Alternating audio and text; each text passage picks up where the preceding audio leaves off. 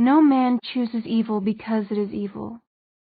He only mistakes it for happiness, the good he seeks. Mary Wollstonecraft. Prologue. Simon stood and stared numbly at the front door of his house. He'd never known another home. This was the place his parents had brought him back to when he was born. He had grown up within the walls of the Brooklyn row house. He played on the street under the leafy shade of the trees in the summer, and had made improvised sleds out of garbage can lids in the winter. In this house, his family had sat Shiva after his father had died. Here he had kissed Clary for the first time.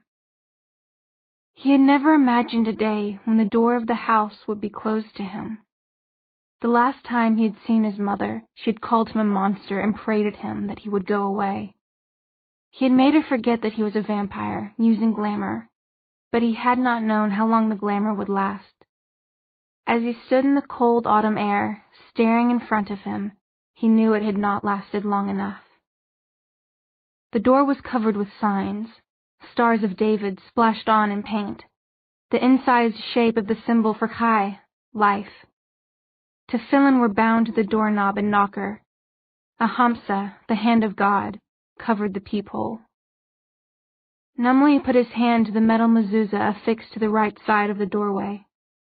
He saw the smoke rise from the place where his hand touched the holy object, but he felt nothing. No pain. Only a terrible empty blackness rising slowly into cold rage.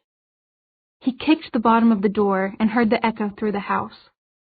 "Mom!" he shouted. "Mom, it's me!" There was no reply. Only the sound of the bolts being turned on the door. His sensitized hearing had recognized his mother's footsteps, her breathing, but she said nothing. He could smell acrid fear and panic even through the wood. "Mom!" His voice broke. "Mom, this is ridiculous! Let me in! It's me, Simon!" The door juddered as if she had kicked it. "Go away!" Her voice was rough, unrecognizable with terror.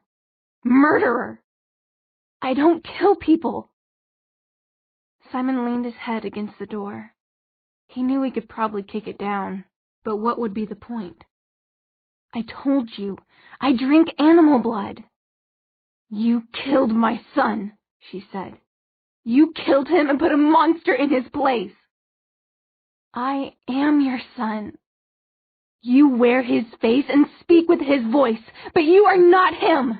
You're not Simon." Her voice rose to almost a scream.